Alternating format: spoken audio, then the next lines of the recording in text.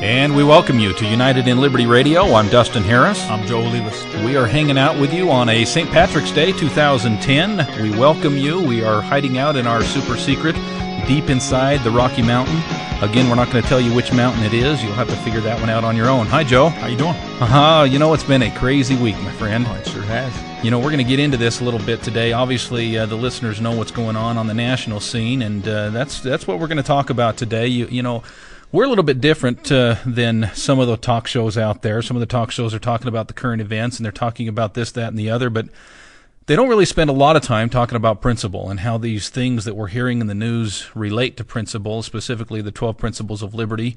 And as you know, Joe, we're going to talk a lot about that, because that's really what makes us different than other radio shows out there. Oh, definitely. I think that just really sets us apart from everyone else.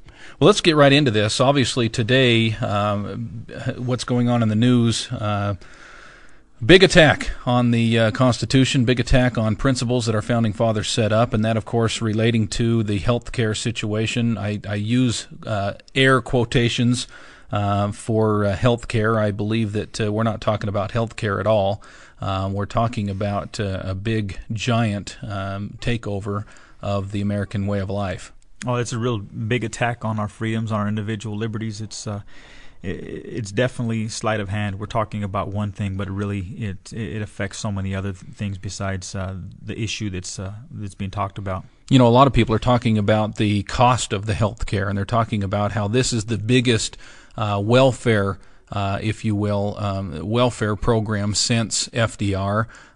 You know, to me, who cares? I don't care how much this is going to cost. What I care about is principles and whether or not it adheres to principle. And big time, this obviously doesn't. Oh, it's just a bold-faced takeover of our freedoms and our liberties. I mean, the cost is one issue, but the bigger issue is the principles that it violates, what we stand to lose as a result of this thing if it does pass, and what we.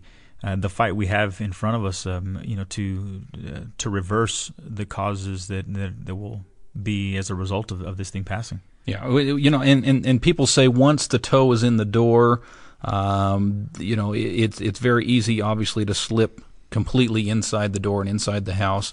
I believe that. I do not believe that this is completely irreversible, but I'm not even going to talk about that today, because at this point, it has not passed, and our listeners and you and I, Joe, are doing everything that we can to keep that from happening.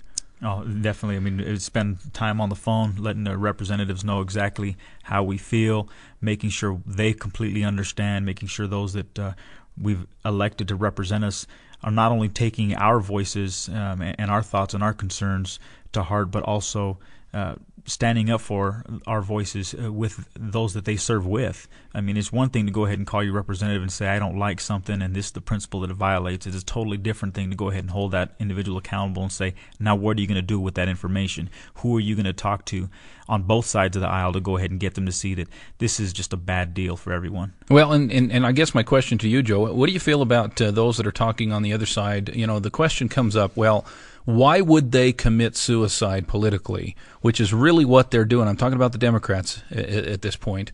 Again, remind the listeners, we are not biased to any one party. If the Republicans were doing something unprincipled, we'd be talking about them today. But today, obviously, the topic is the Democrats and what they're doing with our healthcare system. But some people are pontificating on, they're talking about the possibility that, hey, the Democrats have already decided, listen, we've lost 2010. We've lost 2010, and we might as well, run the kamikaze plane right into the battleship and get as many as we possibly can before we're done. What do you think about that? Well, I mean, they've based their entire argument for this health care on emotional issues. They've never based anything on principle because they have no principles to stand on regarding health care.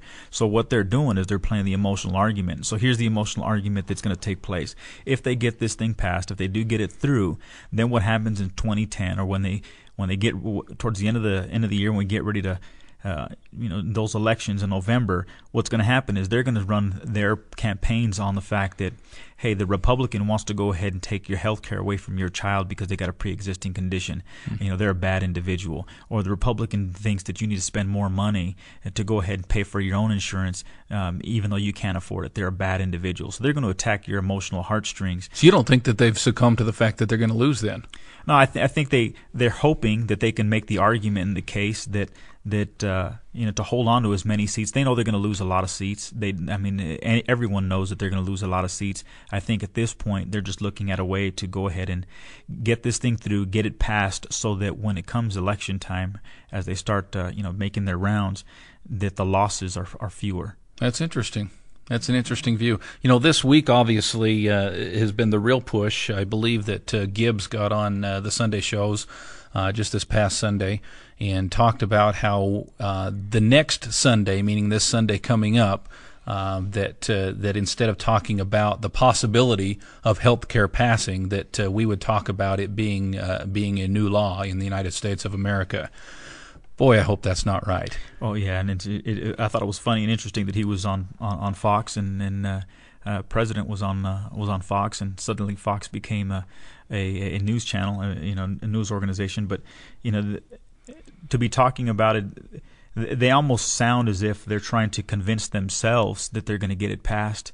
You've got a lot of individuals. They know the Republicans don't have the votes to stop it, and so the reason why they're having the difficulties that they're having is because those Democrats are there's a few of them out there. They're realizing, I really got a chance to lose here. I lose big. I lose my seat and lose my voice because the American people don't want this, and they're beginning to feel the heat from the American people. And so, really, I'm a believer that if they had the votes to pass this thing, they would have passed it already. Mm-hmm. Here we are, way past the second and third and fourth deadline that was set by the president as early as last year, and so now you got Gibbs trying to again convince himself and convince the media that they're going to have it by Sunday, and that's going to be a big day. I personally don't think they're going to get it done, but it's just one of those things that it's going to be interesting to see how it plays out. Well, if you say it enough times, it'll happen, right? Well, I guess you could lie to yourself enough too, and then you begin to believe the lie, but it's still a lie. Speaking of lies, I listened intently this week as Obama got on Air Force One and flew out to Dennis Kucinich's district, which was interesting because Dennis was on the other side of the aisle, and all of a sudden he switched to the other side today. I don't think that was a coincidence. I don't know what happened to the backroom deals, but the president got up in front of a crowd of mostly supporters, I would guess, based on what you'll hear here in a few minutes.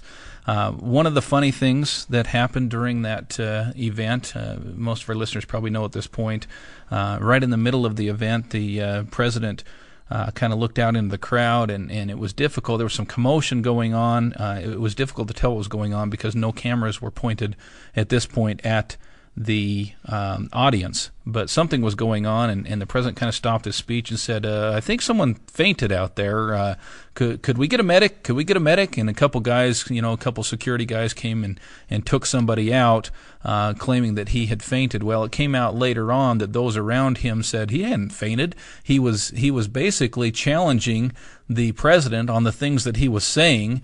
The president didn't know how to react to it, so he called for a medic, quotations, security detail to take this guy out. So, I was curious as to find out how President knew he had health insurance to offer a medic.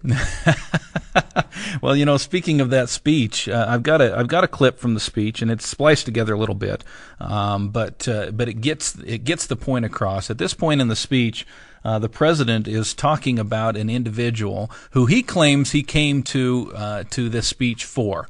The gal's name is Natoma. Natoma is an individual, as you'll hear, who did everything right. She played the game.